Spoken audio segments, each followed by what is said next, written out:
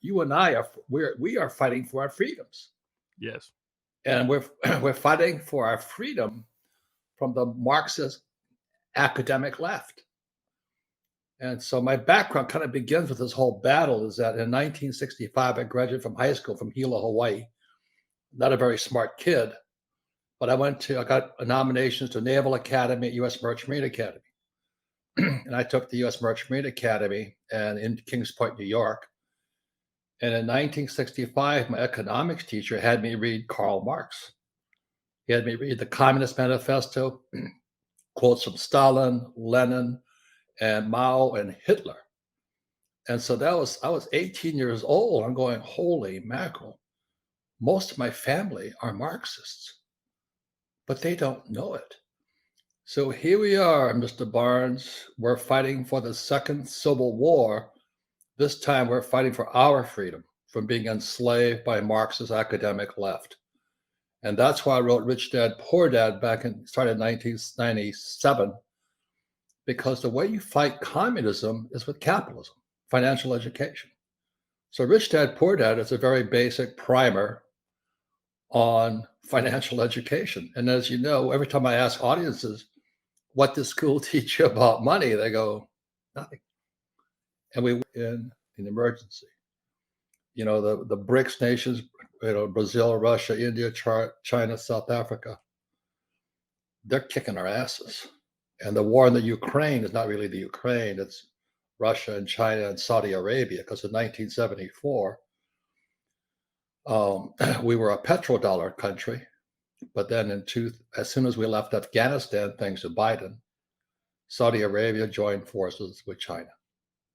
So we're screwed right now. And then the academic left inside America, you know, when I read the Communist Manifesto, Marx says communism would come to America in two stages.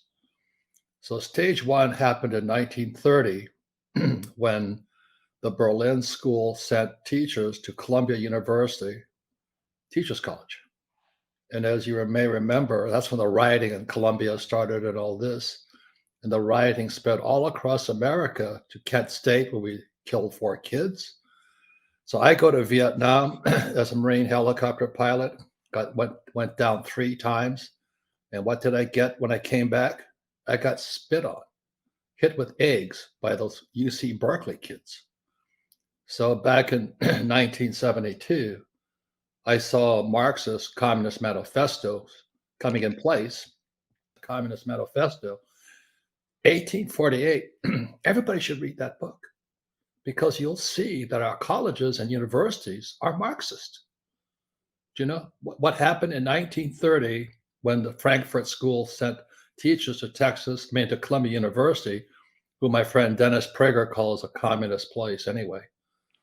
Communism says spreading through academics. And my poor dad was the head of education for the state of Hawaii, PhD. Good man. But he had no idea he had Marxist tendencies. You know, like he belonged to a labor union.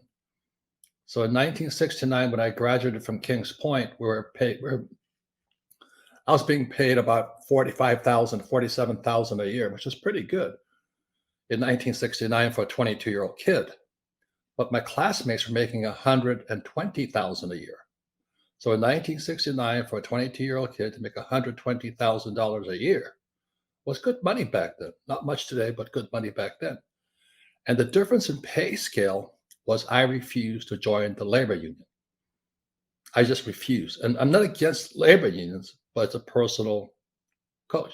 As Marx said, workers of the world unite. And today we have the NEA, National Extortion Association, took us out of Afghanistan. That was Vietnam all over again. Because that, you know, was 2020, I believe. And then the petrodollar, Saudi Arabia joined Russia. So the US was a petrodollar up until then. But the thing I saw, which was sad, is we have to shoot kids. And you shoot a kid, your guts go out. But we had to do it to fight. But the worst thing of all was I would watch Walter Cronkite on CBS Evening News, and he'd be describing battles that I had fought in, like Quang Tri and Wei and all this stuff. We lost so many guys. You know, some of my friends didn't come back. And what Walter Cronkite, I'm sure he's a good man, but what he reported wasn't the truth. And so that's when I got suspicious. As Stalin said also, is that he talked about the press was essential for them. And as you can see tonight, my friend Donald Trump says fake news. He's not too far off. But I saw it in Vietnam because I was in those battles. But all they show is the atrocities that we did to turn the public against us. What they don't know is the atrocities they did to us. And they never reported that side. And when you lose a friend and all this stuff, it sickens you. So when I came back to the States, you don't know what you're talking about. And so finally, I had to self-publish it. And so I printed 1,000 books, and I put it in my friend's gas station in Austin, Texas. And he says, if those books don't, I gave him 12 books. He says, if those books don't sell, you're getting them back. So about 2 weeks later, they were still sitting there, 12 books, And then one day, a book disappeared, and then all the books were gone.